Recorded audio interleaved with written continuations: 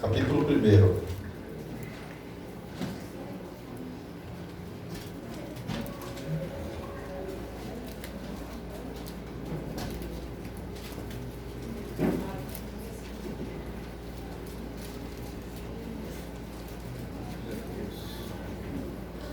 Três.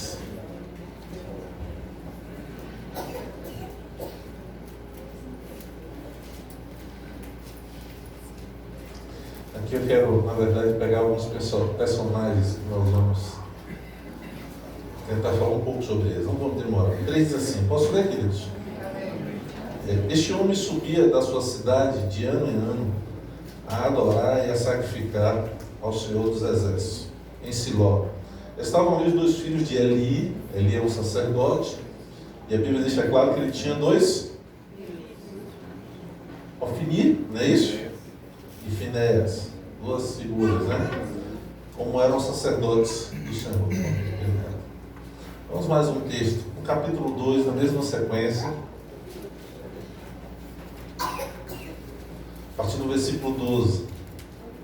1 Samuel 2, a partir do capítulo 12, diz assim: eram, porém, os filhos de Eli, filhos de Belial. A palavra não vai esconder nada, né? Eram sacerdotes, mas por outro lado, Belial aí apresenta uma ação maligna mesmo, tá? E não se importava com o Senhor. Reforça que ele não queria nada, eles não queriam nada com Deus. Pois o costume daqueles sacerdotes com o povo era que, oferecendo alguém sacrifício, vinha o moço dos sacerdotes, estando se cozendo a carne com um garfo 3 dentes na mão. Então a gordura era para ser queimada, era o contexto do sacrifício era isso. Então um dos servos do sacerdote vinha e enfiava o garfo na gordura e tirava. Então ele ficava com o que não era dele, né? Ele não se importava com o Senhor. O 15, também antes de se queimar a gordura, vinha um moço do sacerdote e dizia ao homem que sacrificava: dessa carne para assar o sacerdote, porque não aceitará de ti carne cozida, senão crua.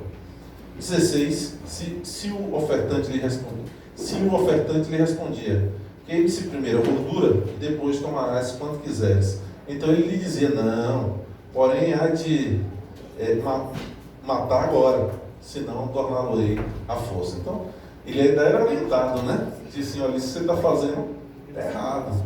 Mas ele dizia: não, né? É do meu jeito mesmo. Se puder, eu vou tomar na força. Ok? Vamos mais um.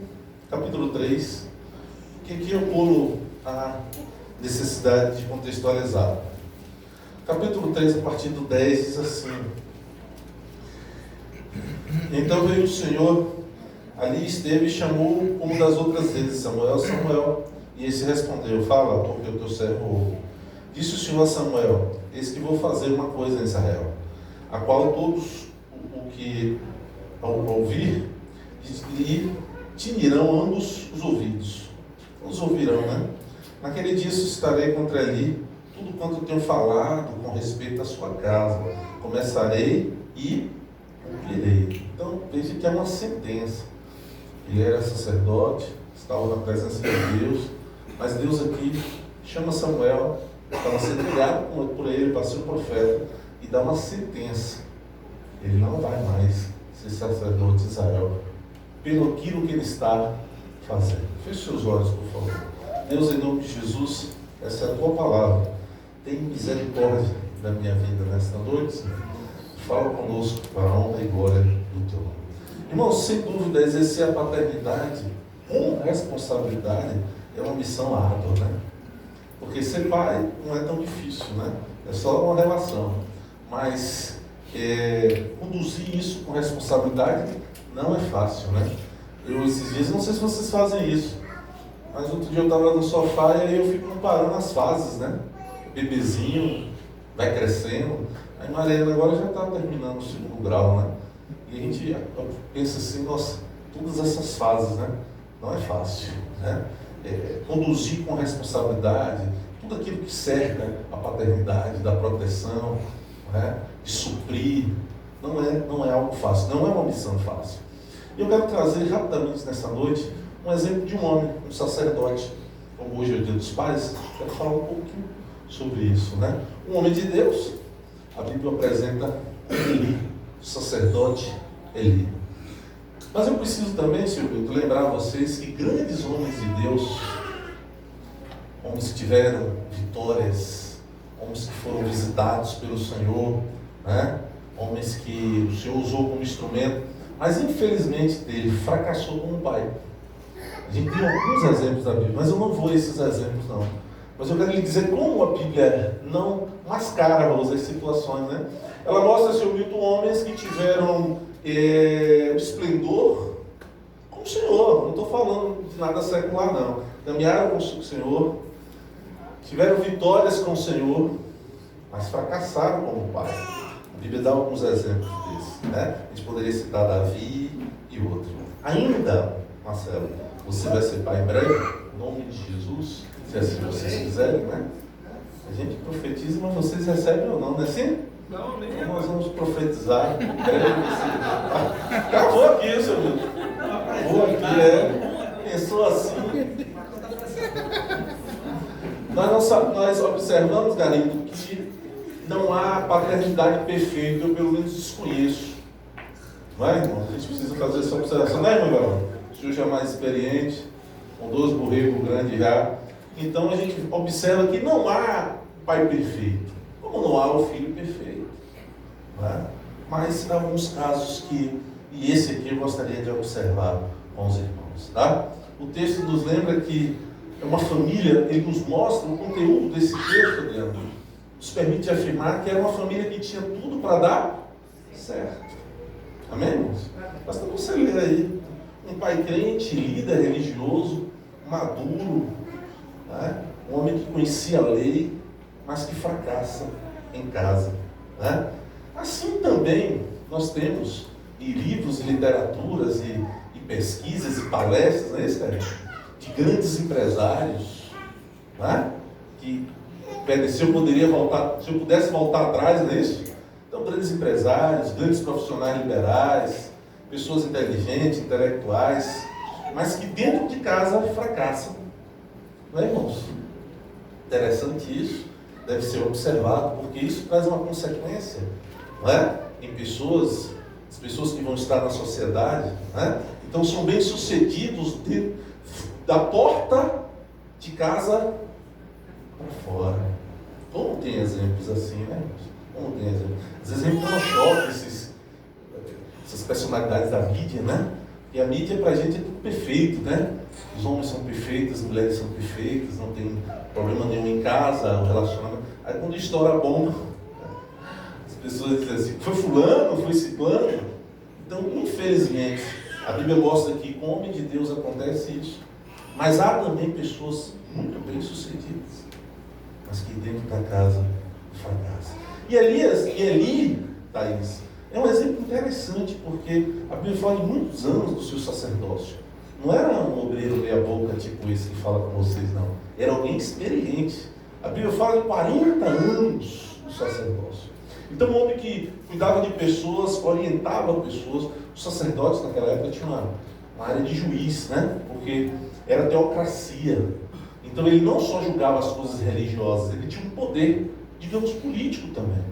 Então ele viajava, decidia as coisas da família, né? E a Bíblia mostra isso, um homem que orientava, que cuidava, que aconselhava, mas não conseguiu cuidar, aconselhar, orientar seus filhos. Como isso acontece, né? Muitas vezes um médico muito bem sucedido, um senhor cirurgião, né? Um senhor orientador da sua turma, né? Enfim, de residentes, como advogados, não é isso?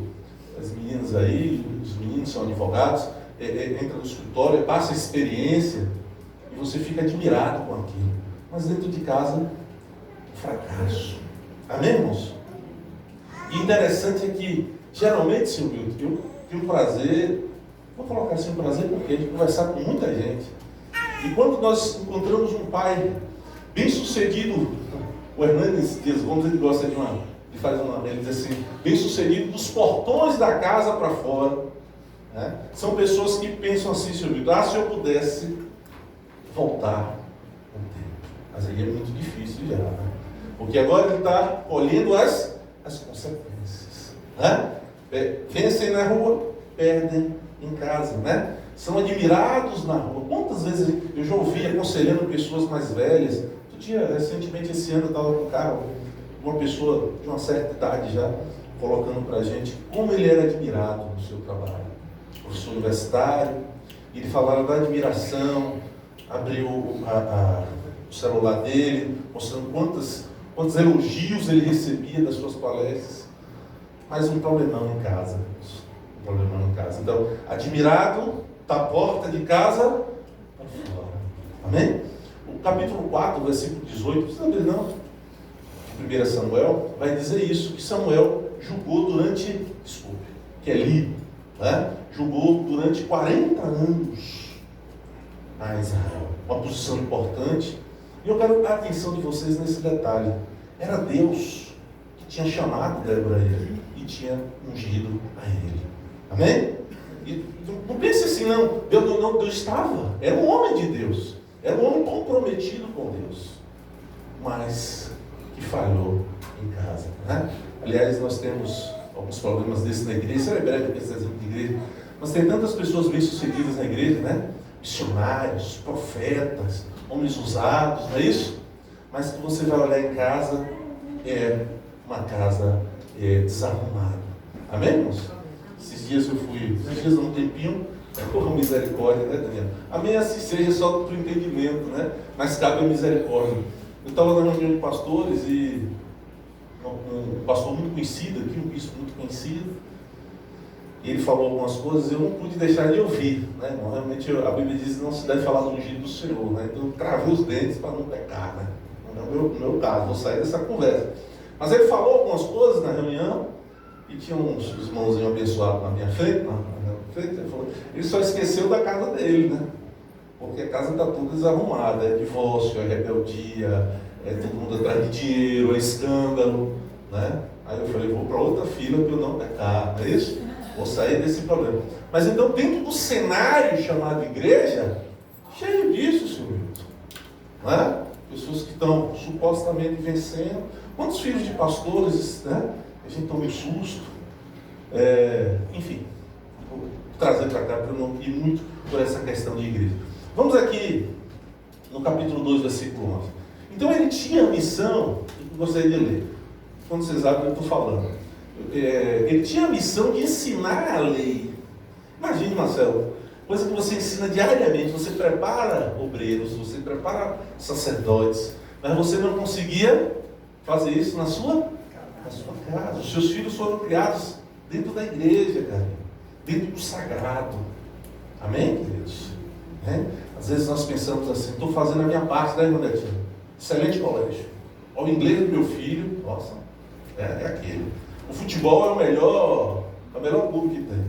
Cuidado, né, irmãos? Cuidado com esse pensamento. Se puder, excelente, ninguém está falando que é errado. Mas tem outras coisas que devem ser vistas. Amém, irmãos? Porque muitos que tiveram melhor, né, deram muito trabalho depois. Tem uma outra parte que deve ser feita. Eu conheço, infelizmente, muitas famílias que deram melhor. Se sacrificaram no tudo, mas não colheram o melhor. Como aqui rapidinho? Falei qual? 2:11. Diz assim: então Elcana foi se arramar à sua casa. Porém o menino ficou servindo ao Senhor perante o sacerdote Eli. Então esse texto, só para você observar, Filipe, que ele preparava profetas, juízes. Nada, quando você conhece um pouquinho a Bíblia, você sabe da história de Samuel, né? E Samuel foi discipulado por Eli, né? E as suas primeiras experiências com Eli. E a Bíblia apresenta um Eli intercessor, um Eli que libera uma palavra. Você lembra, Ana, na história de Ana, depois que ele pensa que ela está embriagada, mais um ano que ela vai pedir o quê, queridos? Um filho, né? E ela se humilha tanto, ela chora tanto, que o sacerdote diz: mulher, tu bebeu vinho demais, foi? Está embriagada. E ela diz: não, meu Senhor, eu estou me derramando na tua presença, eu preciso de um milagre. E ele vai e libera uma palavra sobre isso. Ele diz assim: ó, né? Em tanto tempo tu terás um filho. Então, o profeta, um que liberou uma palavra de Deus que se cumpriu. Esse menino, ele retorna, não é isso? Ele é entregue para ser criado dentro do dentro do tempo. Né? E aí, como Deus é misericordioso, Ele vai concedendo outros filhos. Porque nada que você faz para o Senhor, né, não faça interessado em retorno, porque isso é perigoso. Né? Nós temos a teologia da prosperidade, que muitas vezes é terrível. Mas o que você faz para o Senhor, Ele sabe retornar. Ele sabe ser generoso. Ele sabe ser generoso. Isso você não se preocupa. Então ali mostra Marcos um homem que tinha discernimento espiritual. Porque ele entendeu a situação espiritual que estava naquele momento. Ele discerniu. Né? Com isso eu quero dizer o quê, irmãos? Cuidado, porque muitas vezes você acha que você já está pronto. Até porque na igreja você já consegue fazer alguma coisa, né? Você já tem assim nível espiritual, você está crescendo. Irmãos, mas nós precisamos ter outros cuidados com os nossos filhos. Observe que o texto vai nos mostrar que já o aprendizado em casa, ele não consegue. Na rua ele consegue ser bem sucedido, respeitado, né? Responsável, porque para você julgar 40 anos era alguém, Tati, responsável. Não é isso? Vocês não viriam nessa igreja, por mais que ela seja pequena, simples, limitada, mas que vocês entendessem que o pastor, as pessoas são pessoas irresponsáveis, né? Omissas, enfim. Nós não viríamos, né? Nem eu viria, né? Eu viria. Não existe igreja perfeita, mas nós não viríamos ouvir a palavra de Deus de uma pessoa que é irresponsável. Até tem, né? Eu não quero entrar nesse critério, eu não entendo isso direito. Um dia eu quero que me expliquem isso, né? Porque o pastor está com o altar, né? Desfeito, está um desastre na sua casa, mas as pessoas estão lá, botam a mão na cabeça aqui. Mas aí não é um problema meu. É isso, irmãos? Mas eu acredito que vocês não viriam se isso acontecesse. Então, observe que ele tem filhos que tinham tudo para ser bem sucedidos. Poucos, contudo. A gente daí não, né? Daí não. Mas poucos, isso me lembra de Daniel, poucas pessoas tiveram o privilégio, como, pegar o exemplo, Marcos, como Guilherme, né? Ser criado. É uma das coisas que eu sempre falo para Deus, eu tinha vontade de ter nascido no Evangelho, né? Se pudesse voltar. Então poucos têm esse privilégio de nascer no Evangelho, né? Permanecer. Eles não se desviaram em nenhum momento, né? Praticamente. Nasceram na igreja, digamos assim, cresceram na igreja.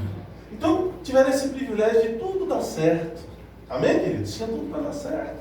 Tinha um pai que não era incrédulo, tinha um pai que não era irresponsável, né? Tinha um pai que sabia ensinar a lei. Mas olha os caminhos que eles foram buscar. Pega o 12 comigo, rapidinho. Na hora que tiver, porque eu vou embora, né? Eu melhorei, eu vou embora. Glória a Deus. Glória a Deus. No altar a gente consegue, né? Na glória eu me dou um remédio. E a gente não descaracteriza os médicos, nem os remédios, mas eu estou melhor. Vou embora, viu? Na hora das crianças você avisa. Vamos lá. Pensei de sair uma parte, mas vamos embora. Capítulo 2, então, versículo 11, vai ter a apresentação dos meninos, diz assim. Esse nós já lemos, né? Nós já lemos. O 12, 2, desculpe. Primeiro capítulo, isso. 2:12. É. Não, é 12, 2.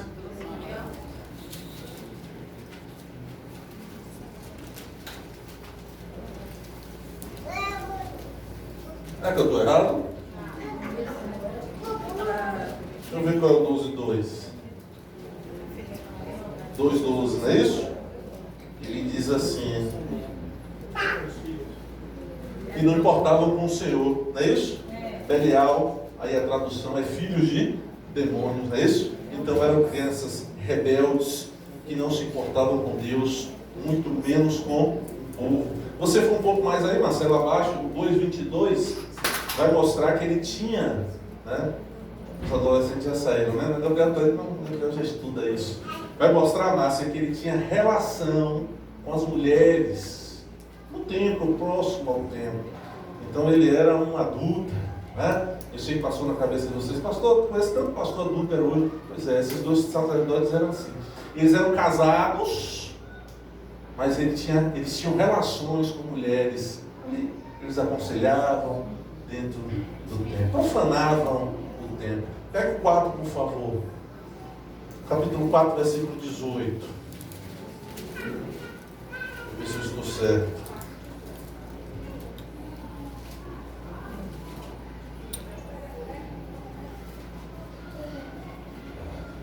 Diz assim, ao fazer-lhe menção da arca de Deus, caiu ali da cadeira para trás, junto ao portão, e quebrou-se-lhe o pescoço e morreu. Porque era um homem velho e pesado. Alguns pastores batem tanto aqui no pesado, eu fico até me sentindo ruim, né, irmão? Sentindo mal, né? Não sei, é desnecessário falar essa questão do peso. Uma pessoa de idade, é comum que ela fique um pouco mais velha, né? No meu caso, é fora do padrão. Vamos pular essa parte. E essa última parte é que eu queria observar com você. E havia ele julgado a Israel 40 anos. Eu fiz um tempo estudando, porque quando eu fiz teologia, eu me peguei um pouco no livro de Samuel, eu precisei fazer um trabalho. E é interessante que a vida desse juiz era realmente, ele tinha que sair muito da sua cidade. E Deus não coloca as coisas aqui por à toa. Então, possivelmente, aqui fica o primeiro problema, Sr. Milton. A primeira brecha, como nós usamos, né, na vida de Eli. Né? Primeira falha da vida de Eli. Ele não tinha tempo para os seus filhos. Interessante que não cita a mulher dele. No momento você não acha a mulher dele.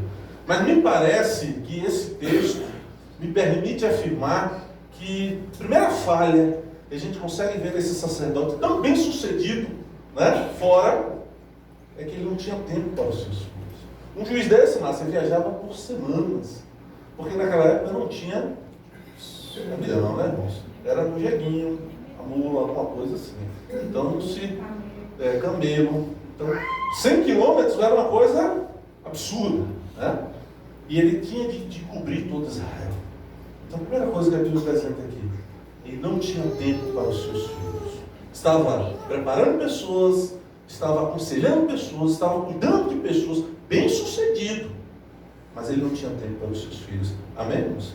Aliás, esse é um problema da sociedade atual. Já se fala muito sobre isso, não é nenhuma novidade. Mas continua. Né? Tem muita discussão, muita conversa sobre isso, mas continua. Não é? É algo que a nossa sociedade não conseguiu. A gente vê muito isso. Carla está concluindo o curso de psicologia, como ela já faz os atendimentos na faculdade, a gente compartilha isso um pouco. Eu fiz psicanálise, fiz uma extensão. Aí você precisava atender as pessoas nessa área. E como as pessoas se queixavam, né?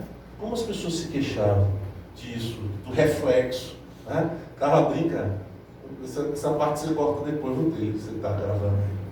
Carla brinca porque no meu caso, minha mãe precisou vir com meus irmãos. Tem uma diferença de 10 para o mais velho e 5 para a mais nova. Então meu pai era médico no interior e chegou um momento que eles precisavam estudar na Salvador, né? E aí vieram e eu fiquei com meu pai. Né?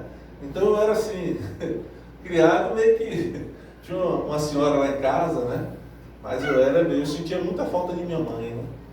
E aí eu não vou chorar. Mas aí teve uma senhora que ela, a casa dela era perto da gente, aí ela contou o carro, pegou isso e falou para minha mãe, ela não gostou não, minha mãe não aceita não, pai, não vai aceitar não. Porque ela dizia assim que eu chegava lá e dizia, tem remédio para saudade?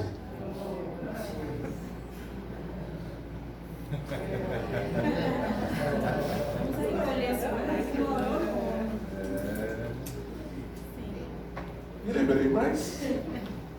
Nada que me gerou trauma. Não me gerou. Né? Entendi que era uma necessidade. Aprontava, irmão, né? Tudo chegava no hospital. Um pouco, mas como um correio. Né? Eu não era muito fã da igreja católica, e nenhuma crítica, mas não era. E ele fez tudo eu fazer a primeira comunhão. Mas era uma tentação, senhor. Eu saía pela garagem, mas ia arrumadinho. Mas o menino estava jogando bola. Aí me chamavam, eu ia pro balo. E aí ele encontrou o padre nunca foi para uma aula. Aí o negócio pegou para o meu lado. Mas, velho, irmãos, eu poderia, como eu disse em alguns aconselhamentos, a gente vê pessoas que carregam isso. Agora, eu treino assim, minha fé, né, irmão? Isso deve ser vencido. Deve ser um justificativo de você parar, deve sofrer. Bom, ainda mais com o Senhor, você conhecer o Senhor, curar os traumas, olhar para frente, não é isso? Que a nova geração não viva isso. Ficar no mimimi, que meu pai, que minha mãe, não vergonha, vai tocar a sua vida, né? Já tem o Senhor, tem uma revelação, precisa encaminhar. Aquilo que foi feito muitas vezes não foi pouco. Meu pai queria o melhor, não é isso? Olhar para frente. Somente quem conhece o Senhor. As pessoas são mais debilitadas, pessoas têm as emoções mais frágeis. A gente precisa de uma ajuda. Mas crente velho vai saber, com isso, não é vergonha. Irmãos? Então, não creio nisso. Nós precisamos entender que a Bíblia mostra, principalmente nesse cenário de Samuel, que o Senhor deixa bem claro qual deveria ser, Thaís. Você sabe disso, as nossas prioridades. Ele apresenta que Deus deve ser a nossa primeira prioridade. E o maior problema começa aqui. Porque Deus não é, na maioria das pessoas que o conhece, que congregam numa igreja, não é isso? Deus não é a prioridade. Segundo, a família. E terceiro, o trabalho. Todos fazem isso aqui, não é isso? Amém? Cadê a misericórdia, Daniel? Geralmente não tem sido isso, né? Então a Bíblia mostra Eli um pai ausente, mas também um pai omisso. Pega o 2 comigo, por favor. 2:22. Olha o que diz as Escrituras. Rapidinho. 2:22 diz assim, ó. Era, porém, ali já muito velho, e ouvia tudo quanto os seus filhos faziam em todo Israel, e de como se deitavam com as mulheres, e que serviam na porta da tenda da congregação. Disse-lhes, por que fazeis tais coisas? Pois de todo este povo ouço olha a palavra, irmãos, constantemente falar do mau procedimento. Porque eu afirmei que Eli era um homem omisso. As notícias chegaram. Né? Aquele bilhetinho quando a gente abre a agenda, lá em casa eu tenho medo, né? Sabe que vai no carro, ele tirava a sabia. Ele vai no carro dizendo, meu pai, acho que tem um bilhete, né? Tem um bilhetezinho da professora. Aí ele é triste. Eu sei que ele aprontou. Né? Então, observe que a Bíblia é rica em dizer isso. Todo mundo sabe isso aqui. Eu vou me direcionar mais para os pais. Nós temos, seu Milton, sinais, né? Vai chegando os sinais de como estão as coisas. Para a gente agir duro, agir tratando, agir com amor, enfim. Mas sinais chegam. É raro a coisa acontecer da noite para o dia. Não é isso, irmãos? As coisas vão chegando. É o porteiro que fala, ó, seu filho entra aqui xingando, chutando tudo. Né? A professora que manda, isso e aquilo. Enfim, não quero dar muito exemplo, né? Eu não tenho problema com dar de exemplo.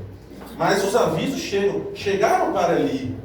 Por isso que eu considero ele um pai omisso. Né? Não precisa responder não, nem misericórdia, viu, Daniel? Mas quando chega o aviso da escola, da portaria, como é que vocês se comportam? O carro tem um grupo de mães, né? É o grupo de mães da escola. Aí a maioria, os filhos é tudo santo. A culpa é da professora, é do porteiro, é da coordenadora. Né? O menino nunca erra. Você vai lá, os meninos correm a graça, né? Mas nunca erra. Então, você vai dando gás, né? A quem não deve, corrigir. Não é isso? Está chegando, vamos corrigir, vamos conversar. Amém, queridos? A omissão é perigosa. Se você começa a falar na frente da criança, não é isso, Deus? Que o erro não é dele, é de fulano, é de ciclano, você pode estar cooperando negativamente. A gente sabe que tem pessoas assim, né? Porque a criança ela tem uma grande qualidade, né, Pedro? Ela fala a verdade, ela é espontânea, né? Aí quando ela volta para a escola, que a professora diz, vou botar de novo para sua mãe. Pode botar. Minha mãe disse que a senhora é errada. Aí. O dia que ele descer do carro e meter o pé, pontapé do cara que fechou ele, porque ele veio dessa escola. Foi ensinado isso a ele, né? Que ele não erra. Todo mundo erra, mas ele não erra. Amém, queridos? É perigoso isso, não é? Veja aqui o 27 a 34. Eu já estou acabando. Legal. Já pode vir? Tá. Então, quando mandar parar, eu paro. Vamos lá. O 27, do mesmo capítulo 2, diz assim, ó. Por favor. Veio um homem de Deus, Eli, e lhe disse.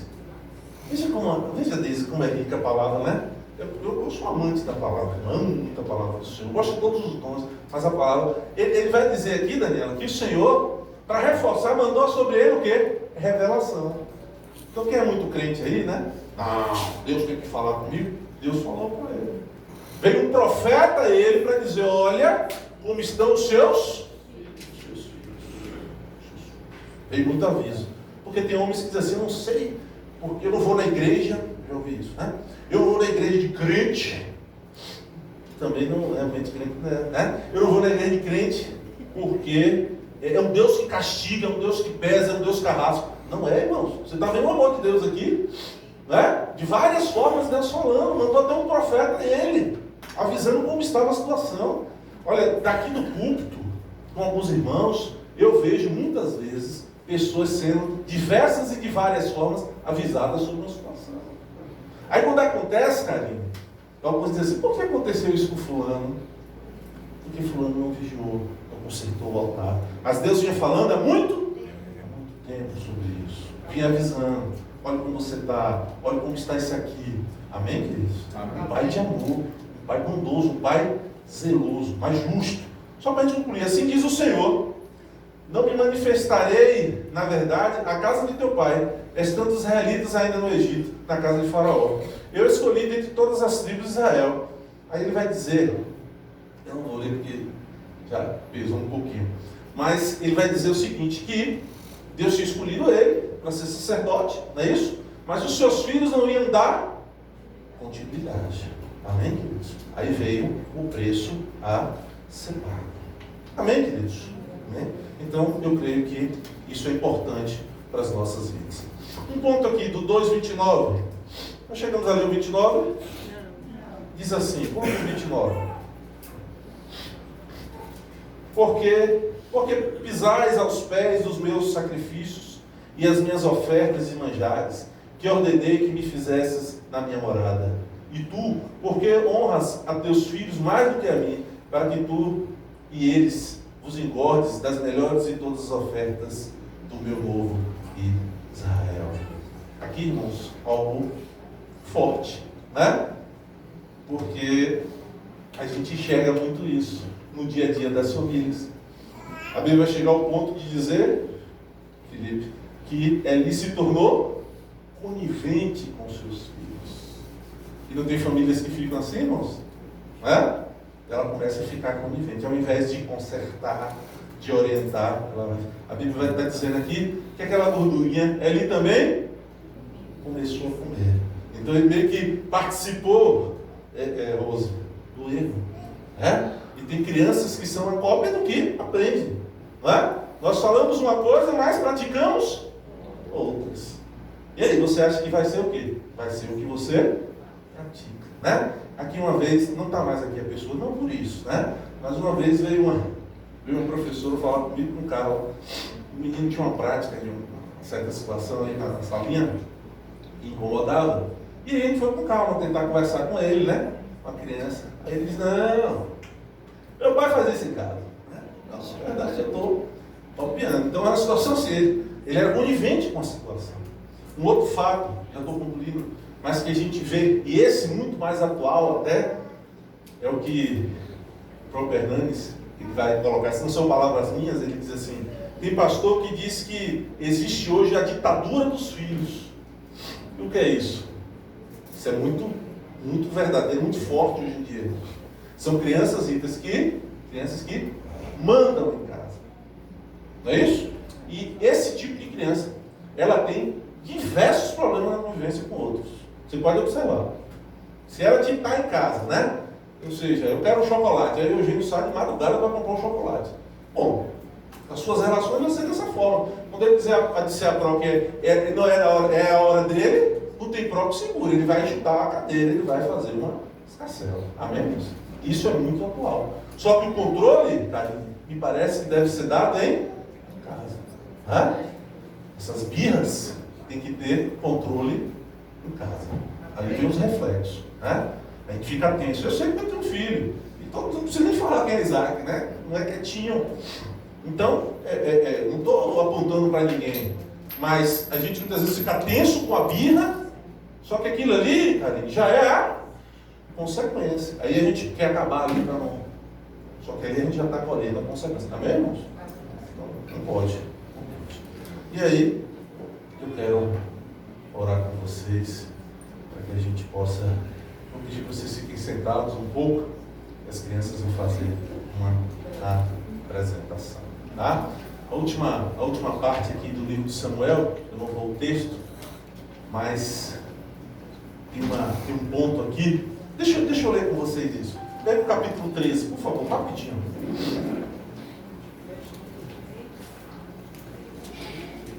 Capítulo 13, de 1 Samuel. É o último, viu, irmãos? O 13, 12 diz assim, ó. Posso ler? Estão conversando que já acharam. E diz comigo, agora descerão...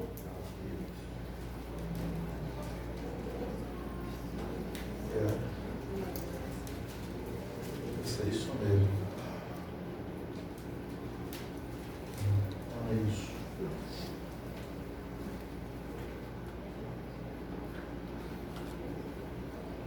Tem um texto, agora eu não achei ele, dentro dos versículos de 1 Samuel, que a Bíblia vai dizer que quando chega essas notícias a Samuel depois, Lúcia, Samuel vai aceitar o decreto. Aí eu queria finalizar orando em cima disso.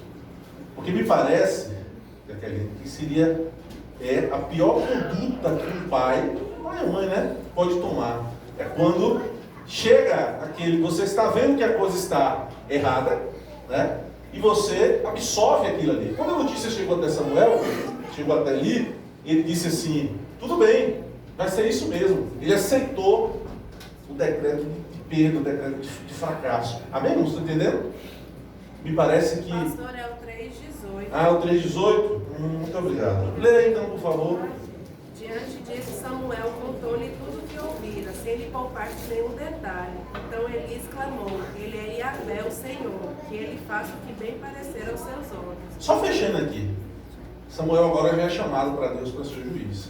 E naquela hora que ele chama, né? Samuel 3 vezes, Samuel fica em dúvida. Aí vai ali e conta ali e diz, é Deus. É Deus falando com você. Samuel, ele fica inseguro com o que aconteceu. Aí ele chama Samuel, conta aqui para mim. O que foi que aconteceu no chamado de Deus? Aí ele começa a dizer tudo. Ele começa a dizer, olha, seu ministério está fracassado, sua casa está destruída. E o Senhor vai tirar com você. Você vai morrer, seus filhos também. Acabou. Você não consertou. E ele diz assim, bom, ele é o Senhor. Faça conforme a vontade dele. Né? É nisso aqui que eu quero concluir.